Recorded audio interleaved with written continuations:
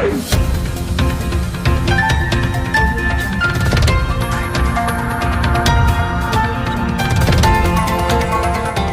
देख रहे हैं मगरा न्यूज राजस्थान, खबरें सबसे तेज। अब राजस्थान में हो सकेगी हर दिन 10,000 कोरोना की जांच। राजस्थान सरकार ने राज्य में हर दिन कोरोना वायरस की 10,000 जांच करने का लक्ष्य हासिल कर लिया है। राज्य के चिकित्सा एवं स्वास्थ्य मंत्री डॉक्टर कुश शर्मा ने बताया कि राज्य भर में चिकित्सा संस्थानों में अब कोरोना वायरस के संक्रमण के 10,000 जांचें प्रतिदिन हो सकी। उन्होंने बताया कि सरकार ने कुछ दिन पहले ही यह लक्ष्य रखा था, जिसे चिकित्सा विभाग और अधिकारियों ने मिलकर पूरा कर दिया है। डॉक्टर शर्मा ने बताया कि 2 मार्च को राज्य में कोरोना पॉजिटिव का पहला मामला सामने आया था। तब राज्य में कोरोना की जांच की सुविधा नहीं थी। हम नमूने पुणे की प्रयोगशाला में भेजने पड़े थे। मुख्यमंत्री के मार्गदर्शन और नेतृत्व के महज 2 महीने में ही प्रदेश में 10,000 जाँच प्रतिदिन का लक्ष्य पूरा कर लिया है। उन्होंने बताया कि जयपुर और जोधपुर में कोबॉस 888 मशीनें शुरू होने के बाद इस संख्या में 4,000 जांचों की और बढ़ोतरी हो जाएगी। डॉक्टर शर्मा ने कहा कि प्रत्येक जिला मुख्यालय पर कोरोना जांच के लिए सुविधा विकसित की जाएगी। इस बीच राज्य में अब तक 1,13,934 नमूने लिए जा चुके हैं। देश में कुछ ऐसे राज्य हैं जहां पर वैश्विक स्तर पर नमूने लिए गए। आपको बता दें कि सूबे में शनिवार को कोरोना के 54 नए मामले सामने आए हैं। राज्य में कोरोना वायरस संक्रमितों की संख्या बढ़कर 2720 हो गई है। राज्य में अतिरिक्त मुख्य सचिव रोहित कुमार सिंह ने बताया कि जयपुर में 2 और जोधपुर में 1 संक्रमित की मौत हुई है। राज्य में शनिवार को दोपहर 2 बजे तक कोरोना वायरस के संक्रमण के जो 54 नए मामले सामने आए हैं, उनमें जयपुर से 17, जोधपुर से 30, अजमेर से 3, अलवर से 2, चित्तौड़गढ़ से तथा कोटा से एक नया मामला सामने आया है। राजस्थान के जोधपुर जिला कोरोना का नया हॉटस्पॉट बन गया है। जोधपुर में शनिवार को कोरोना के 29 नए केस सामने आए हैं। इससे पहले शुक्रवार को भी जोधपुर से कोरोना के 40 नए मरीज मिले थे। इसी तरह जोधपुर में कोरोना संक्रमितों की कुल संख्या बढ़कर 575 तक पहुंच गई है। वहीं जयपुर में कोरोना संक्रमण से अब तक 9 लोगों की मौत हो चुकी है। राजस्थान में 33 जिलों में से 8 जिले रेड जोन में रखे गए हैं, जहाँ संक्रमितों को फैलने का खतरा सबसे ज्यादा है। 19 जिले ऑरेंज जोन में है, जहाँ संक्रमण का खतरा थोड़ा कम है। बाकी 6 जिले ग्रीन जोन में रखे गए हैं, जहाँ पर अभी तक कोरोना संक्रमण नहीं पहुंचा है। लॉकडाउन में राहत की खबर, सस्ता हुआ घरेलू और कमर्शियल सिलेंडर। कोरोना वायरस के बढ़ते प्रभाव और खतरे के बीच केंद्र सरकार की ओर से बड़ी राहत की खबर आई है। सरकार ने घरेलू और वाणिज्यिक उपयोग में गैस के दामों में बड़ी कटौती की है। तेल गैस उत्पादन की कंपनियों ने गैस के दामों में कमी किए जाने की घोषणा के बाद राज्य में घरेलू गैस सिलेंडर 148 रुपये और वाणिज्यिक उपयोग में सिलेंडर में 256 रुपये की कमी हुई है।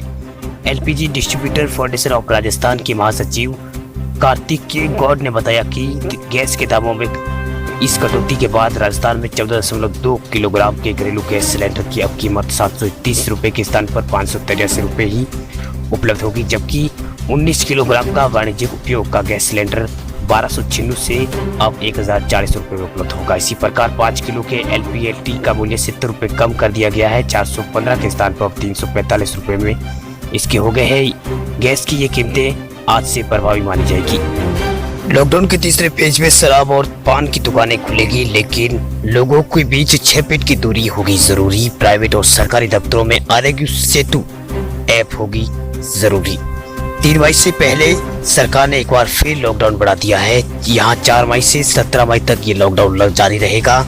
केंद्र सरकार ने लॉकडाउन में की नई गाइडलाइन जारी कर दी है। इसमें स्पष्ट किया गया है कि सार्वजनिक स्थानों पर कम से कम जगह पर कम काम करने वाले लोगों को मास्क पहनना अनिवार्य होगा। वहीं शादी समारोह में 50 और अंतिम संस्कार में 20 से ज्यादा लोग शामिल नहीं हो सकेंगे।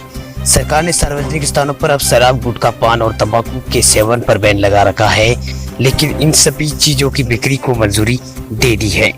वहीं इनकी बिक्री के दौरान ग्राहकों को 2 गज की दूरी रखनी होगी। सरकार ने कहा है कि निजी और सरकारी सभी कर्मचारियों को आरोग्य सेतु ऐप डाउनलोड करना जरूरी होगा। देश में अब तक 25 मार्च से 14 अप्रैल से 3 मई तक 2 चरणों में लॉकडाउन बढ़ाया गया था। अब 4 मई से 2 हफ्तों के लिए और बढ़ा दिया गया, यानी अब लॉकडाउन का तीसरा फेज है, जिसमें जनता कर्फ्यू को जोड़ लिया जाए तो देश में 4 चरण देशबंदी लागू की गई है। आपको बता दें कि पब्लिक प्लेस को लेकर नई गाइडलाइन जारी हुई है, जिसके मुताबिक पब्लिक प्लेस और वर्क प्लेस पर मास्क पहनना जरूरी होगा। वही पब्लिक प्लेस वही वर्क प्लेस ट्रांसपोर्ट सेवाओं के इंचार्ज की ये जिम्मेदारी होगी कि वे अपने सरकार के निर्देश के अनुसार सोशल डिस्टेंसिंग का पालना करवाएं। किसी भी संस्थान या पब्लिक प्लेस के मैनेजर को 5 से ज्यादा लोगों को एक साथ जमा होने की इजाजत नहीं होगी। वही शादी और अंतिम संस्कार पर डायरेक्टेड मजिस्ट्रेट के निर्देश से मान्य होगा। वही शादी में 50 और अंतिम संस्कार में 20 से ज्यादा लोग शामिल नहीं हो सकेंगे।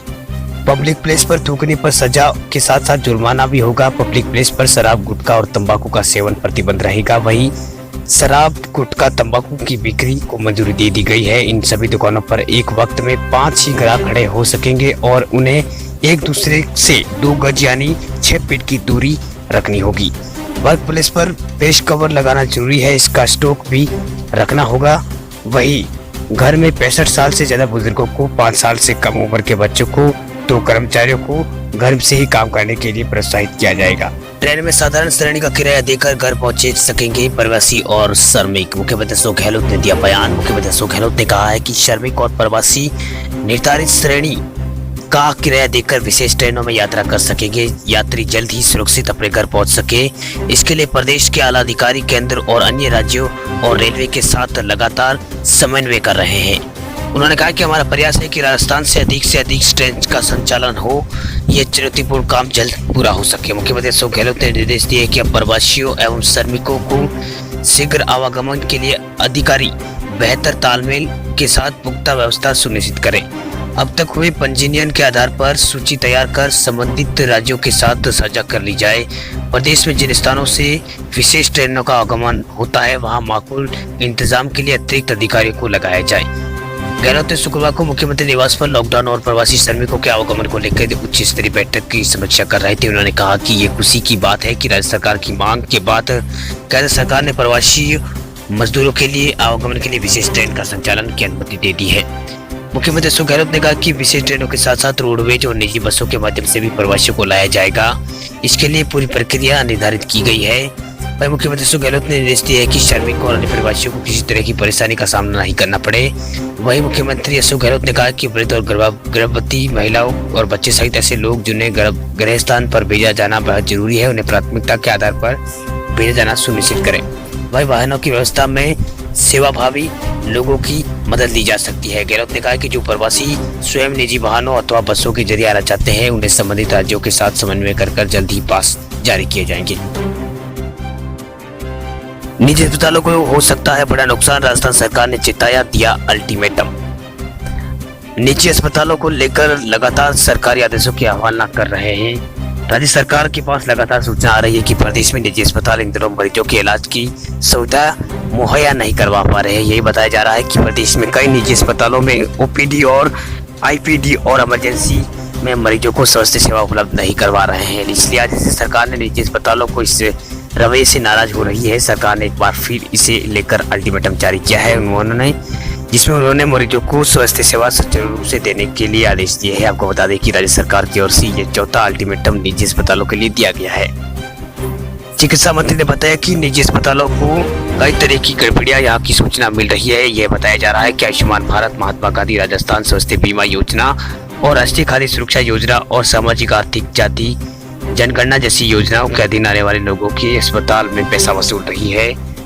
जैसे अस्पताल में पैसे वसूल रहे हैं वह कई जगह पर लोगों को स्वास्थ्य सेवाएं नहीं दी जा रही है, जबकि निजी अस्पतालों को रियायत तक ध्यान में रखते हुए खोलने की सुविधा दी थी। लेकिन अब किसी तरह की कोई गड़बड़ियां या शिकायत सामने आ रही है। इसमें रघु शर्मा ने कहा कि इस तरह की समस्याओं को हरगिज बर्दाश्त नहीं किया जाएगा। वही डॉक्टर रघु शर्मा ने आगे कहा है कि रोहित कुमार सिंह की ओर से जारी आदेश में कहा गया है कि निजी अस्पतालों को इसमें चेताया भी गया है कि यदि अस्पताल सरकारी आदेशों को नहीं मानेंगे तो उन्हें आयुष्मान भारत राजस्थान स्वास्थ्य बीमा योजना से निरस्त कर दिया जाएगा। साथ ही उन्हें अन्य योजनाओं के लाभ भी नहीं दिया जाएगा। साथ ही उन्हें निरस्त होने पर अस्पताल भविष्य में भी इस योजनाओं को अस्पताल से नहीं जोड़ा जाएगा। केंद्रीय जल शक्ति मंत्री गजेंद्र सिंह शेखावत ने प्रवासी श्रमिकों की वापसी के लिए सही तरीके से इंतजाम नहीं करने के मामले में राजस्थान सरकार को घेरते हुए मुख्यमंत्री अशोक गहलोत से पूछा है कि प्रवासी राजस्थानी को लाने के लिए जिन 4000 बसों का इंतजाम की वो बात कर रहे हैं वो अब कहाँ हैं। हमें वो बसें नजर नहीं आ रही। उन्होंने जयपुर और जोधपुर से हॉटस्पॉट शहरों में कर्फ्यू और लॉकडाउन को सही ढंग से पालना नहीं होने के मामले में भी सरकार की आलोचना की है और कहा है कि राज्य सरकार को अपनी मजबूरियां छोड़कर नियंत्रण के लिए केंद्र का बलों पर मदद लेनी चाहिए। वीडियो कॉन्फ्रेंसिंग के जरिए शनिवार को हुई प्रेस वार्ता में शेखावत ने कहा है कि राजस्थान के सीएम अशोक गहलोत लगातार पीएम से मांग करते हैं कि प्रवासियों के लिए उनके राज्य में भेजने की सुचारू व्यवस्था की जाए। गहलोत ने उस समय दावा किया था कि उनके पास 4000 बसें हैं, लेकिन अभी तक वो बसें कहीं नजर नहीं आ रही है और सही व्यवस्था नहीं होने की वजह से अब केंद्र ने रेल के जरिए प्रवासियों को भेजना शुरू कर दिया है। शेखावत ने कहा है कि जयपुर और जोधपुर में सरकार कर्फ्यू और लॉकडाउन का सही ढंग से पालना नहीं करवा पा रही है और अपनी राजनीतिक मजबूरियों के चलते केंद्रीय बलों की मदद भी नहीं ले रही है।